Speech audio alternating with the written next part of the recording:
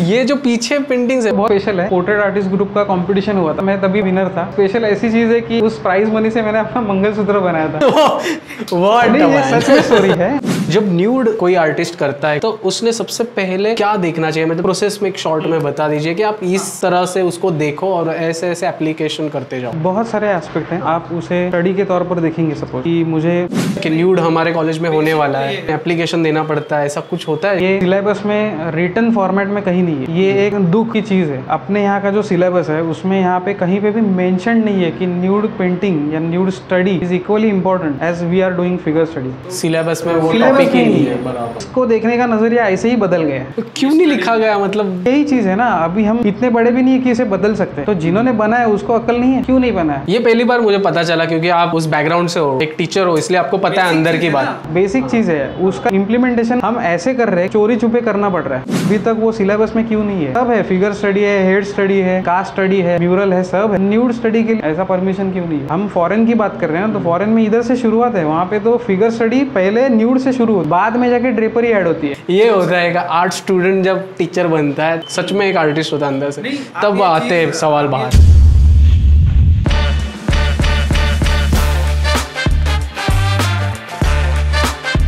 गुनगुनाता है दिल मेरा रम डम डरडम डम डम डम डरडम डरडम डरडम डम डरडम डरडम डरडम डम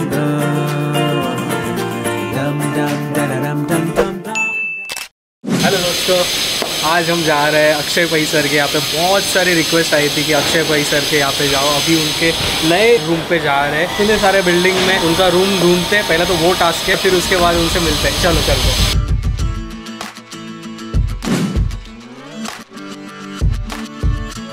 और आज मेरे साथ माझे माझा दादा आला आहे, म्हणजे सर्व कॉल लगाया हुए देखते हैं कोणती बिल्डिंग। हॅलो, हां सर, मी आलो आहे आणि बी विंगच्या समोर उभा आहे मी। बिल्डिंग नाही, बी विंग आतमध्ये आलो आहे। हाँ तो दोस्तों अभी जा रहे हैं सर के पास, और अभी जस्ट कॉल किया था तो सर अभी वेट कर रहे हैं। उनको पता है हम आ रहे हैं और मिलते हैं, देखते हैं। मैं भी पहली बार मिल रहा हूँ अक्षय पै सर को, तो मिलते हैं और थोड़ी बातें करेंगे। मुझे कुछ पता नहीं आज क्या होने वाला है, पर मैं भी पहली बार मिल रहा हूँ, तो देखते हैं। चलो।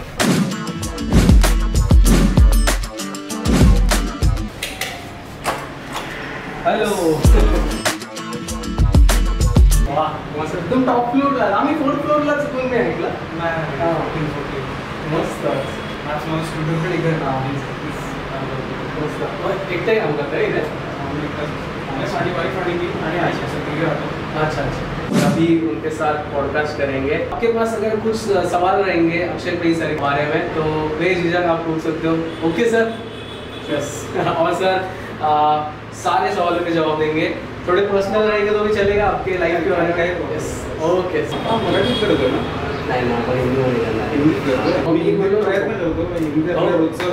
मी सुद्धा महाराष्ट्रीयन आपली ती असते थोडीशी टोन, म्हणजे काही मध्ये माझा तर इश्यू आहे की जे एक्सप्रेस होतो ना मी मराठीत जेवढं छान एक्सप्रेस होतं। ही सगळी लॉकडाऊनची सिरीज होती। ओके।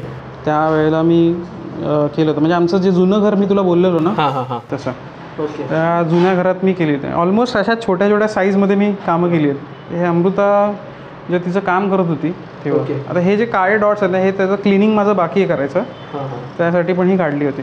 त्याचं क्लिनिंग करायचं तर हे ॲक्रेलिकमध्ये केलेली सगळी चित्र आहेत। ओके। अमृता म्हणजे माझी वाईफ। चाललं होतं। हो हो, अमृता एक सेकंड येऊ शकते का? सर्वांना होय ब्लॉग मध्ये टाकणार? नाही ठीक आहे, इट्स कम्प्लिटली फाईन। सगळे येतात, असं काही नाही आहे।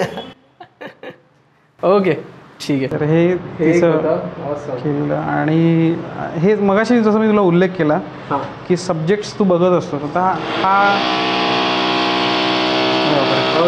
ठीक आहे, हा सब्जेक्ट आता तू बघतोस, ह्या सब्जेक्टमध्ये तुला दिसेल की 2 टॉवेल त्या इझलवरती वाळत घातले, बॅग आहे। अच्छा, इझल आहे। हां, आता हे अनयुज्युअल वाटतं ना बघता, तर त्यावेळेला ही स्टेज वाटली की अरे हे अनयुज्युअल वाटतं, हे रोज असं पटकन त्याच वेळेला मिळणार नाही किंवा काय। असे 2 टॉवेल असेच वाळत होते ते घातले, ते वाटलं तर हे पेंट केलेलं होतं। तो सब सेम ही। हिंदी है ना, हिंदी में। हाँ, ये फिर से वही मतलब हाँ, कुर्सी जो है इसके ऊपर मैंने किया था। ये और पुराने ये घर का है सब शायद हाँ से। पुराने घर के सब जो सीरीज़ है अभी जो तुमने देखी है सब पुराने घर की। यहाँ पे मैंने आज तक अभी कुछ ज़्यादा नहीं किया है।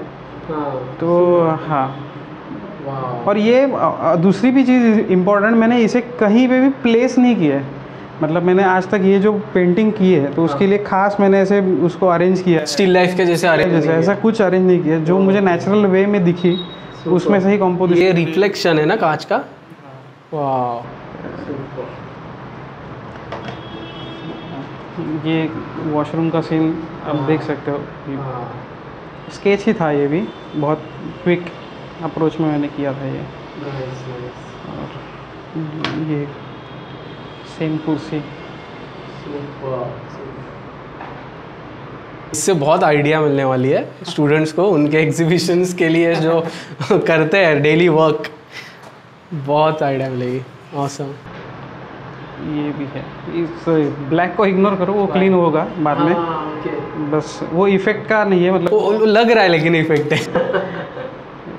तो ऐसा अनयूजुअल सब्जेक्ट हाँ। कभी कभी दिखाई देता है, तो उसे पेंट किया। ये सब होने का शायद दिख रहा है आपको ये पेंटिंग। वाह, स्टील। स्टील। तो ये रात का ऐसा समय था जब भी सब काम होने के बाद हम लोग मशीन लगाते हैं रात को, यस यस। कपड़े धो रहे हैं सब। तो एक ही फ्रेम मुझे नज़र आया था। अभी इसमें कॉम्पोजिशनल लेवल में ऐसा कुछ ऑब्जेक्ट्स नहीं है, कुछ ही नहीं, लेकिन यही इंटरेस्टिंग लगा था कि इस बहुत अंधेरे में क्या हमें दिख सकता है और क्या दिख रहा था मुझे उस वक्त। मैंने वो पेंट करने की कोशिश की। और एक कॉन्ट्रास्ट वाइट वॉल जो थी मेरी, बस ये एक छोटा सा स्टिल लाइफ किया था। मेरी अत्तर की जो शीशी है वो, ये मेरे सब इसमें थे, पुराने अकाउंट पे मैंने पोस्ट किए थे सब। ये भी एक है, ये आप देख सकते हैं, मतलब इसके पीछे ज़्यादा क्लियर दिखेगा। ये भी है। वो जो अभी मार्बल के बारे में हम बात कर रहे थे ना, वो इफेक्ट इसमें बहुत अच्छे से दिख रहा है। वो जो लादी है खासकर ये साइड में, मैं यही बोल रहा हूँ कि हम वही ढूंढते कि अपने में जो कमी है, इसी की मैं बात कर रहा हूँ। तो अपने पास जो नहीं है हम उसी के बारे में सोचते हैं, उसको कैसे लाना है उसके बारे में सोचते हैं। ये चीज़ वही है, स्टडी ही है सब लाइफ। ये स्केच किया था सब होने के बाद, बहुत क्विक किया। हाँ, बहुत एक क्विक स्केच किया था। हाँ, ये नदी। और ये मेरे वैसे ही घर का। ओके, फाइनली ये है ताई सर की वाइफ। अच्छा, ये तुझे है ना? ओके, ये ज़्यादा अप्रोप्रिएट दिखेगा। ओके। उसका काम करने का जो तरीका है, उसकी एक वो पोस्चर है उसमें वो।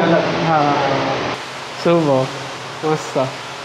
सर के बारे में क्या बताओगे आप? हाँ, पता रहेगा अभी आपको सब। हाँ, महाराष्ट्रियन है। हिंदी इतना अच्छा है ना, मतलब ऐसा लगा नहीं, ऐसे लगा कि थोड़ा सा ही गुज्जू टाइप में रहेगा ऐसा कुछ। हाँ, ओके। काम तो है, लाइक सब लोग बोलते रहे। हाँ। मेरा यही है कि हमेशा लाइक कोई कंसिस्टेंसी जो है हाँ। मेंटेन करना, हाँ। वो उन्होंने कंटिन्यू करना चाहिए और एंड तक रखना चाहिए। तो वो पैशनेट है, हाँ। कर भी रहे। ओके, अच्छा, मुझे लगा ये सब कर रहे हैं इसलिए अच्छी बात है। ओके। मेरे पास पेशेंस की बहुत कमी है कुछ मामले में, उसके पास ज़्यादा है। ओके। क्योंकि मैं ग्राफिक डिज़ाइनर, तो मुझे हाँ। कंप्यूटर पे बैठने की ज़्यादा आदत है, इनको बिल्कुल भी नहीं। तो मुझे पीसी पे बैठने की आदत ही नहीं। तो मुझे ऐसा होता है कि मैं कब ये ख़त्म करूँ, या मेरे पास ये आए नहीं चीज़। मतलब एकेडमिक्स में हूँ तो मुझे कभी कभी ड्राइव मेंटेन करना पड़ता है, कभी कभी कुछ फाइल्स बनानी पड़ती है, कुछ शीट बनानी पड़ती है। तो ये सब के बारे में मैं कभी ये नहीं था, अवेयर ही नहीं था। और मेरे पास ये पाला पड़ा है मेरे से, अभी क्या करूँ। तो वो उसका प्रांत है ना, मेरे से वो नहीं होता। तो कभी कभी वो हेल्प मुझे बहुत करती है इस बारे में कि अरे तू असं कर, हे ऑर्गेनाइज असं कर। ये जो पीछे पेंटिंग्स है वो भी है ना आपके है? अब मैंने कामत सर के घर में देखे थे, उन्होंने भी उनके वाइफ के पूरे इतने सारे पेंटिंग्स लगा के रखे। सुपर। ये पेंटिंग तो बहुत स्पेशल है ये वाला। मतलब ये तो नागपुर में जो पोर्ट्रेट आर्टिस्ट ग्रुप का कंपटीशन हुआ था, तब मैंने ये फाइनल में किया था, उसे मॉडल बिठा के। अच्छा तो okay. हम लोग ने वो लाइव किया था अच्छा, live किया था? लाइव किया था कंपटीशन में, और मैं तभी पैक का विनर था ओके उस कंपटीशन में। तो ये मेरे लिए वैसे ही स्पेशल पेंटिंग है ही। नाइस। और दूसरी भी स्पेशल ऐसी चीज़ है कि उस प्राइज मनी से मैंने अपना मंगलसूत्र बनाया था। What a man. नहीं, ये सच में स्टोरी है और सच पूरा, हाँ मतलब जो अमाउंट ऐसे बैंक में डाला सर हम लोग शादी करते हैं हाँ, तो वही अमाउंट डायरेक्टली डाल के मंगलसूत्र आया था। तो ये स्टोरी मतलब नाइस यार। कहने के लिए स्टोरी है, लेकिन वो योजना है ऊपर वाली। अच्छा, ये प्री प्लान नहीं था ना? अरे नहीं नहीं नहीं, बिल्कुल नहीं, बिल्कुल भी नहीं पता रहेगा अगर इनका रहेगा अंदर। नहीं नहीं नहीं, सीन कैसा था कि हम लोग एंगेज थे, शादी होने ही वाली थी अभी, कभी ये 2019 फेब ना, नवंबर में शादी थी। हाँ तो प्रिपरेशन तो चालू था। ज्वाइनिंग हुआ था। हाँ। उन्होंने ऐसे कह दिया कि चलो कि आ गए तो हम लोग इसमें। तो वैसे था कि वो हमारे पैसे सब लोग जोड़ ही रहे थे। हाँ अभी मंगलसूत्र के लिए पैसे जोड़ना है हाँ। कहाँ से जोड़े। हाँ। और सैलरी में से जो सेविंग्स होते हैं वो कहाँ पे जाते हैं वो तो मुझे पता है, और ये सब अलग संसार है, इसके हाँ। में बहुत जाता है सब। तो कैसे जोड़े तो तभी एक कंपटीशन का मनी आया था, अरे चलो इससे ही बना देते हैं। एग्जैक्ट मनी में हम लोग को एग्जैक्ट वही अवार्ड मनी में, वो पैसे में सब हुआ था। ये वसई में मैंने किया था।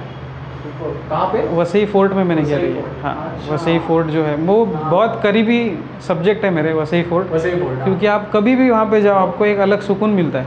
आप डेफिनेटली वहाँ पे एक विज़िट करना, वहाँ पे पक्का विज़िट करना, क्योंकि वो बहुत बड़ा फोर्ट है और पोर्तुगीज़ स्ट्रक्चर है वो। बेसिकली वो इंडियन मेड नहीं है, वो पोर्तुगीज़ मेड है। और बाद में चिमाजीअप्पा करके उन्होंने उसे काबिज़ किया था।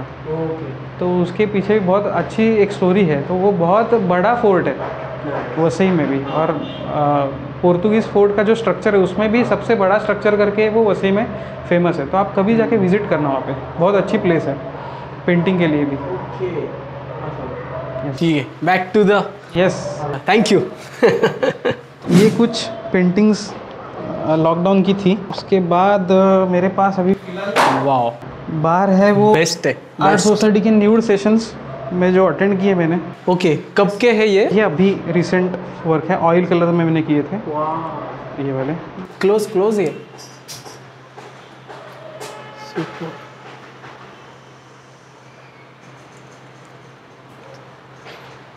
और ये कितना सीटिंग में?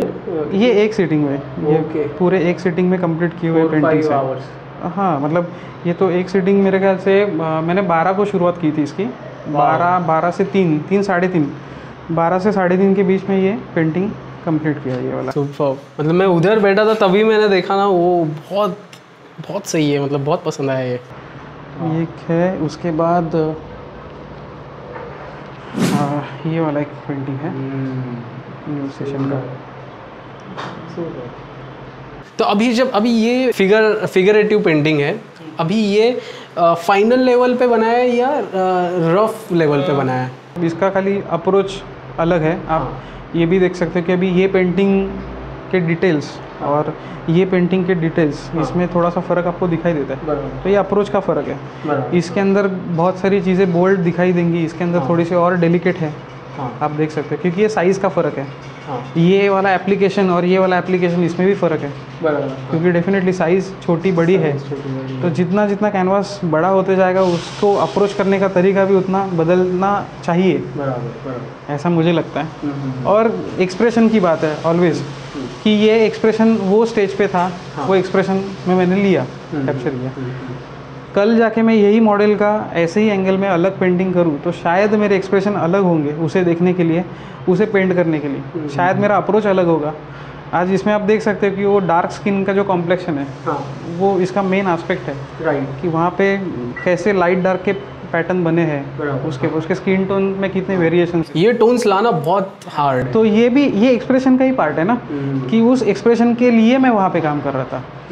तो फिगर स्टडी ये तो पार्ट है ही, लेकिन एक्सप्रेशन का भी पार्ट है जो मॉडल को वहाँ पे देख के आपको रियलाइज़ होता है। ये तो प्री कंसीव नहीं होता ना कि मैं घर से सोच के जाऊँ कि आज इस कलर का मॉडल होगा, मैं ऐसा करूँगा। नहीं, आपके सामने मॉडल दूसरा कभी भी आ सकता है, कोई भी आ सकता है। तो उसे देख के वहाँ पे आपको क्या फील होता है वो इम्पोर्टेंट। तो ये पेंटिंग है। उसके बाद ये वहाँ पे हल्का वोरा मैम का मैंने स्केच किया था। ये ऐसे ही रैंडम कैजुअल बात करते करते एक सीटिंग मैंने कहा कि आप बैठ सकते हो क्या थोड़ी देर के लिए, तो हाँ उन्होंने कहा चलो बैठते हैं। ओके।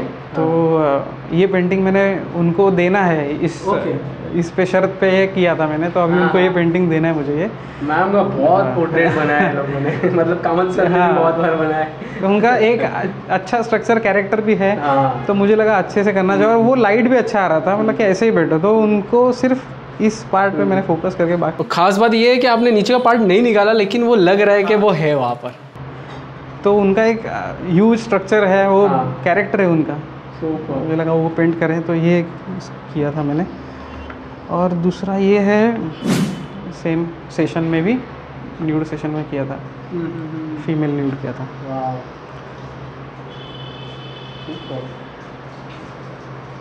जब न्यूड कोई आर्टिस्ट करता है, कोई स्टूडेंट करता है, तो उसने सबसे पहले क्या देखना चाहिए? मतलब एक प्रोसेस में एक शॉर्ट में बता दीजिए कि आप इस तरह से उसको देखो और ऐसे ऐसे एप्लीकेशन करते जाओ। बहुत सारे एस्पेक्ट हैं। आप उसे स्टडी के तौर पर देखेंगे, सपोज कि मुझे न्यूड स्टडी ही करना है, तो उसमें न्यूड स्टडी मतलब आपको क्या करना है? आपको स्ट्रक्चर समझना है, आपको आउटलाइन समझनी है, आपको फॉर्म देखना है, आपको वॉल्यूम देखना है, आप कहे वो एस्पेक्ट है, उस एस्पेक्ट से आप काम करो। मैं ऑलवेज स्टूडेंट को भी वही एक्सप्लेन करता हूँ कि तुम कोई भी आदमी बैठा, कोई मॉडल बैठा, तो ऐसे नहीं कि मॉडल बैठा कलर निकाले शुरू हो गए, नहीं, सोचो पहले उसके बारे में कि मुझे आज क्या करना है। तुम स्टडी करना चाहते हो तो उस हद तक जाओ, प्रॉपर चारकोल करना है तो डिटेल वैल्यूज़ के साथ अच्छे से स्टडी करो। लाइट एंड डार्क सेपरेशन का स्टडी करना है तो लाइट फॉल कहाँ से आ रहा है, उसका बाद में डार्क में कन्वर्जन कैसे हो रहा है, उसे अच्छी तरह से देखो, ऑब्जर्वेशन करो। तो हर एक चीज़ जब भी आप करोगे तो उसके पीछे एक फोकस रहना चाहिए कि मैं इसे क्यों कर रहा हूँ, तो क्यों इम्पोर्टेंट है उसके पीछे, हर एक काम के पीछे, हर एक चीज़ के पीछे मैं क्यों कर रहा हूँ ये। वो जब तक आपका क्लियर नहीं होता तब तक आपको क्लैरिटी मिलती नहीं कि आप क्या कर रहे हो एग्जैक्टली। जो कुछ भी आप काम कर रहे हो, सपोज मैं आज ये कर रहा हूँ एक पेंटिंग, मुझे क्लियर ही नहीं मैं इसमें क्या ढूंढ रहा हूँ। सामने बैठा हुआ मॉडल है, उसे ड्रॉ करना और पेंट करना, सिर्फ यही करना है, तो ये चीज़ तो कहीं पे भी हो सकती है, तो मैं स्पेसिफिक यहाँ पे क्यों जा रहा हूँ। इस पेंटिंग में आप क्या देख रहे थे? मुझे सबसे इम्पोर्टेंट और इंटरेस्टिंग पार्ट इसकी बैक लगी थी। ओके। जो रेड कलर की ड्रेपरी थी वहाँ पे, वो बहुत रेड ड्रेपरी थी, उसका इतना रिफ्लेक्शन उसके बैक पे आ रहा था, तो अननोइंगली मुझे लगा कि यही मेरा सब्जेक्ट होना चाहिए। तो इसके लिए मैंने इसको डोमिनेट करके इस पर काम नहीं किया, ऐसा नहीं, लेकिन उस फिगर में इंटरेस्टिंग क्या है, तो मेरे ख्याल से सिर्फ ये है मेरे लिए उस वक्त के लिए। हाँ, क्योंकि यूजुअली ये हमें नहीं दिखता ऐसा, खास करके कुछ अरेंजमेंट किए हो तभी हमें दिखते हैं। लाइट सोर्स ऐसे है, हाँ, सामने से जस्ट टॉप लाइट जो है, फ्लैट लाइटिंग है, उसमें कुछ डायनामिक्स ऐसा सच नहीं है, लेकिन ये पार्ट सबसे ज़्यादा इंटरेस्टिंग था उसमें। वो शायद आपको उसके बैकग्राउंड में वो है ड्रेपरी, उस वजह से वो ऐसे हुआ। अगर मॉडल को बीच में बिठाते थे तो वो नहीं मिलता था, तभी शायद अलग एक व्यू रहता था। हाँ, मैं शायद उस एंगल में था तो मुझे ये रेड ज़्यादा अच्छा लग रहा था, मैंने वो पेंट किया। क्योंकि मैं एक बार साई चित्रकला महाविद्यालय जो पुणे में है, कात्रज ही आई थिंक, हाँ, तो वहाँ पर मैं गया था लास्ट ईयर न्यूड के लिए। तब फर्स्ट न्यूड मैंने तब बनाया था, क्योंकि हमारे कॉलेज में भी एज यूजुअल न्यूड नहीं है। तो वहाँ पर मैंने जब फर्स्ट न्यूड किया तो तब मैंने ना ऐसा सब माहौल पहली बार देखा कि न्यूड ऐसे बीच में सेंटर में बैठ रहा है, उसके आजू बाजू में है, तो हम ऐसे भाग रहे थे कि अरे ये व्यू मिलना चाहिए, इधर फोकस है, यहाँ से अच्छा आएगा, ऐसा वैसे। तो ऐसे फुल प्लानिंग करके ऐसे अच्छे से वो सोच रहे थे। लेकिन वहाँ पर एक खासियत ये थी, वो वर्कशॉप नहीं, क्या कह सकते हैं, कंपटीशन था वो। हाँ, तो वो कंपटीशन की खास बात ये थी कि ना तब वहाँ पर मास्टर आर्टिस्ट भी आए थे और स्टूडेंट्स भी आए थे, सब आ गए थे और सब एक प्लेटफॉर्म पे और अलग अलग सिटीज से, मतलब लिटरली बहुत दूर दूर से, नागपुर से आए थे, जैसे दूर दूर से।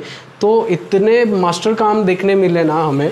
कोई कोई तो ना वो सिर्फ बैक पेंट कर रहे थे, क्योंकि उनको जगह नहीं मिली, उनका नंबर ऑलरेडी वो कैनवास के पीछे लगा रहता है, तो हमें जाके डायरेक्ट हमें स्पॉट मिल जाता है। तो जिनको पीछे से मिला तो हमें वो भी उन्होंने इतने अच्छे से निकाला था, बिकॉज उनकी वो तपश्चर्या और प्रैक्टिस के वजह से, तो इतना अच्छे से वो बैक को भी दिखा पाए।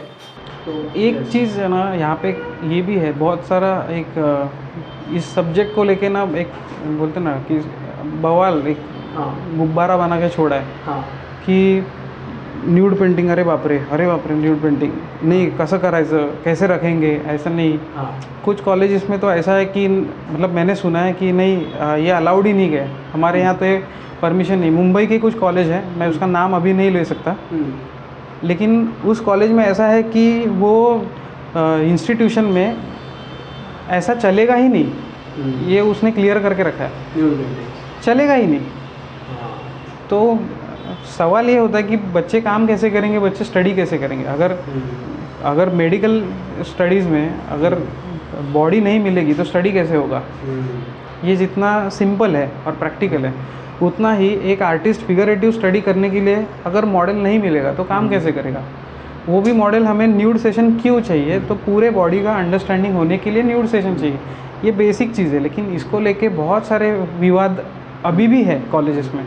विवा में होता है अपने विवा में, हाँ मैंने किया अरेंजमेंट, हाल ही में अभी शुरू हुआ है, तो उसके वजह से अभी जो फाइनल ईयर की बैच जाएगी उसके लिए अभी न्यूड सेशन हम लोग ने किया है। सेमी न्यूड सेशन तो ऑलरेडी हो चुका है, ओके। और उसमें भी हम लोग ने सेकेंड ईयर से लेके स्टूडेंट को इन्वॉल्व किया। ओह वाह।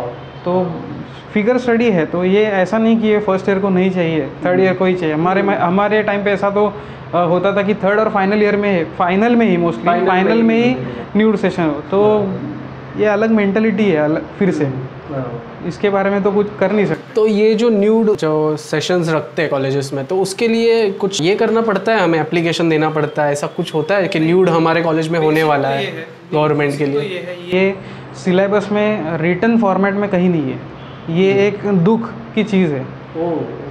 अपने यहाँ का जो सिलेबस है उसमें यहाँ पे कहीं पे भी मेंशन नहीं है कि न्यूड पेंटिंग या nude study is equally important as we are doing figure study. Syllabus में वो टॉपिक ही नहीं है बराबर, कुछ भी नहीं है। तो ये हाँ, तो इसको देखने का नज़रिया ऐसे ही बदल गया है। पहले वो अपने अपने लेवल पे कॉलेज मैनेज करते हैं, तो ये एक अलग सेशन हो सकता है, इतना उसके अंदर प्रॉब्लम्स है। तो क्यों नहीं लिखा गया, मतलब पता नहीं। तो अभी यही चीज़ है ना, अभी हम इतने बड़े भी नहीं है कि इसे बदल सकते, तो जिन्होंने बनाया उसको अक्ल नहीं है, क्यों नहीं बनाया।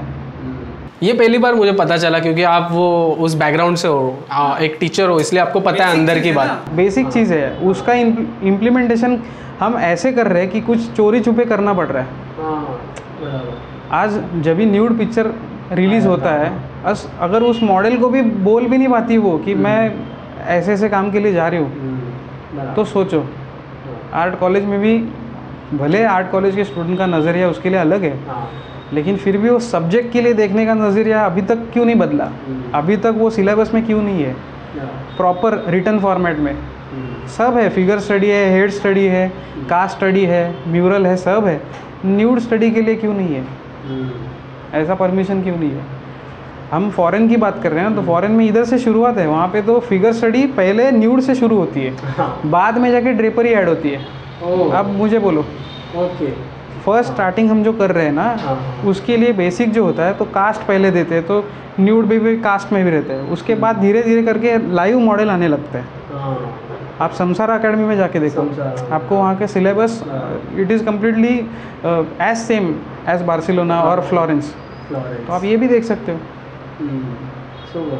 मुझे भी नाइक, उनका नाम वैभव नाइक, हाँ मैं कोशिश करूँगा कभी अगर वो इधर आए। आप डेफिनेटली जाके पूछना क्या फ़र्क है ना, मैं ये बोल रहा हूँ, इंडियन एकेडमिक्स और वेस्टर्न एकेडमिक्स में क्या फ़र्क है, कैसे फ़र्क हुआ है, और क्यों ये चीज़ हुई है, इसका रीज़न तो पता नहीं, लेकिन जो हुई है उससे कुछ फ़ायदा तो डेफिनेटली नहीं हो रहा है। हम जो फॉरेन आर्टिस्ट के गुण गाते हैं, फॉरेन आर्टिस्ट ये है, वो है, अच्छा है, वैसा है, ये है, उसने ये किया, उसने वो किया, सिचुएशन भी वैसे देखनी चाहिए ना। सब चीज़ें हम अगर बाहर से देख के ही करेंगे तो कॉलेज में जाने का मतलब क्या है। तो कॉलेज में भी ये सब चीज़ें होनी चाहिए, तो जाके स्टूडेंट आएंगे, तो जाके एक अच्छी टेस्ट डेवलप होगी। ऐसा भी गवर्नमेंट सपोर्ट भी इक्वली इम्पोर्टेंट। मैं तो बोल सकता हूँ कि फाइन आर्ट में कोई भी, मतलब आज तक का जो सिलेबस बना है उसके अंदर बहुत सारी चीज़ें अभी भी कन्फ्यूजन में कन्फ्यूजन क्रिएट कर रही है लोगों को, स्टूडेंट्स को।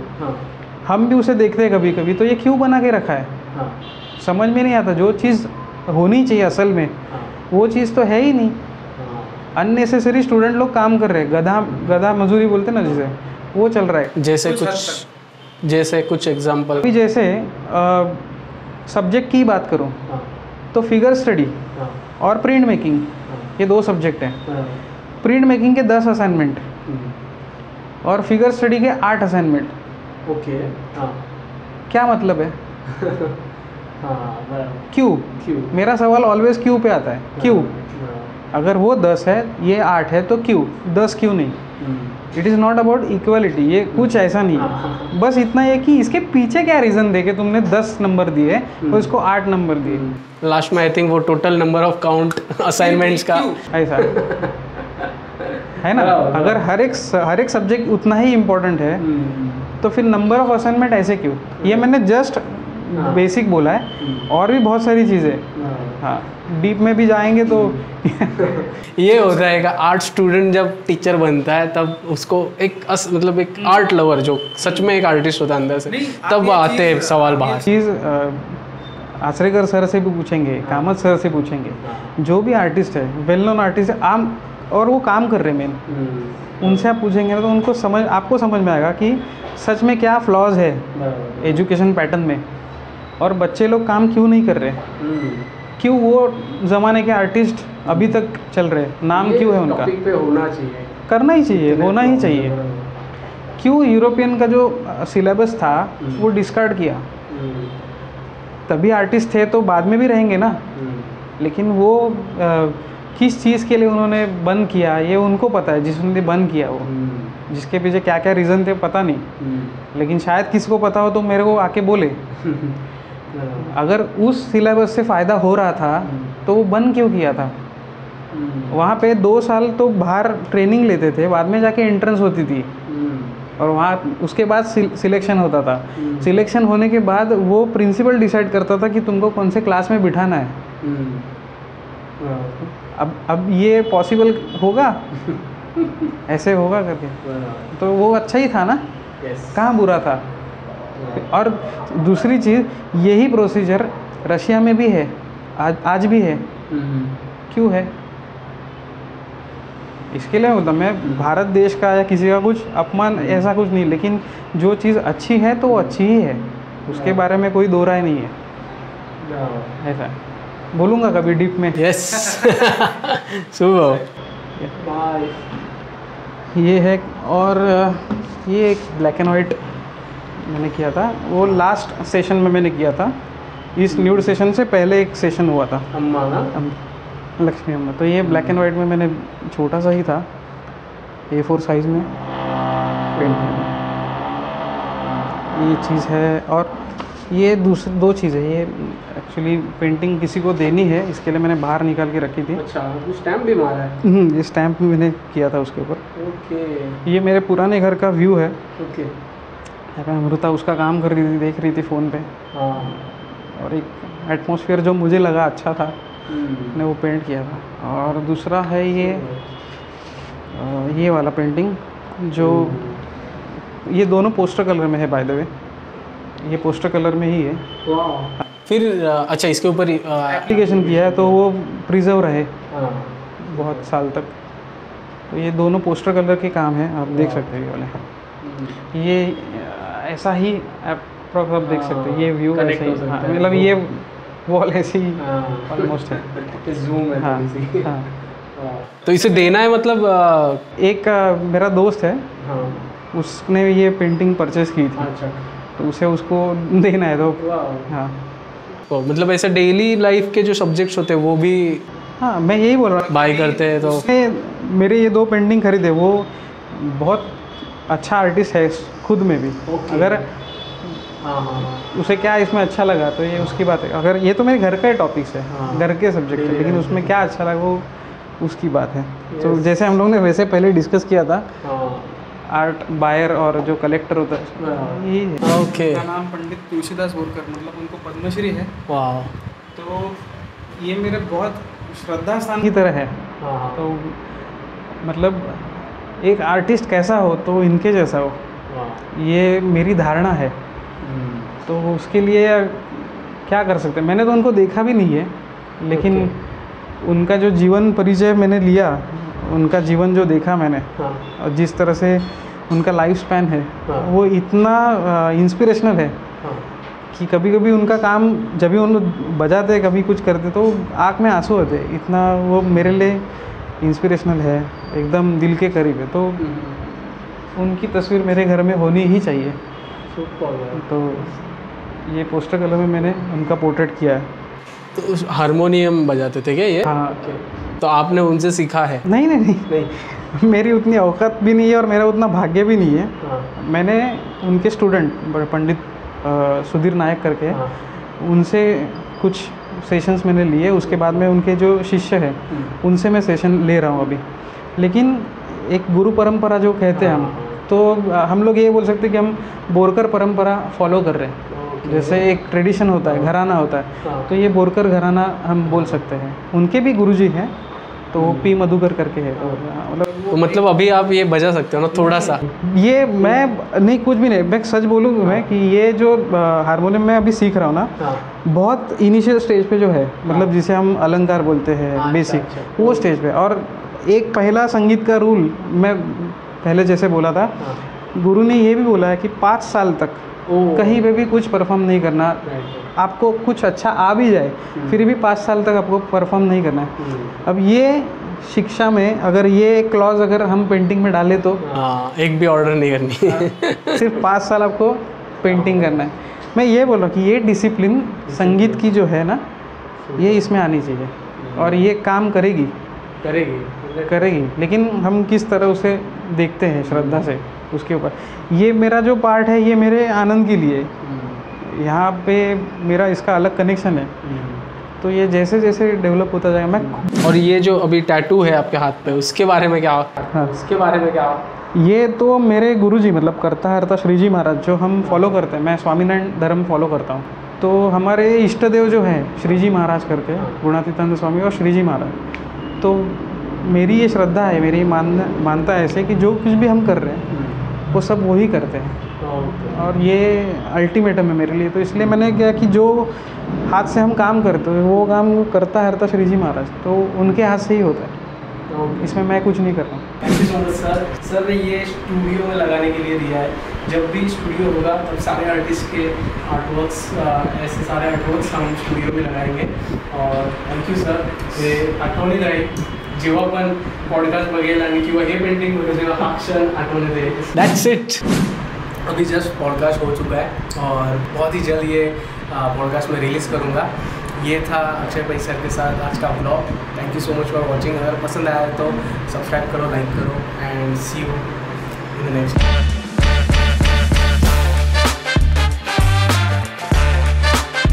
गुनगुनाता है दिल मेरा डम डम डरडम डम डम डम डरडम डरडम डरडम डम डरडम डरडम डरडम डम डम डम डरडम डम डम डम। Thank you, bye bye producer, thank you. Okay चलो ताई, थँक यू, पोहे खूप छान झालेले। Bye bye.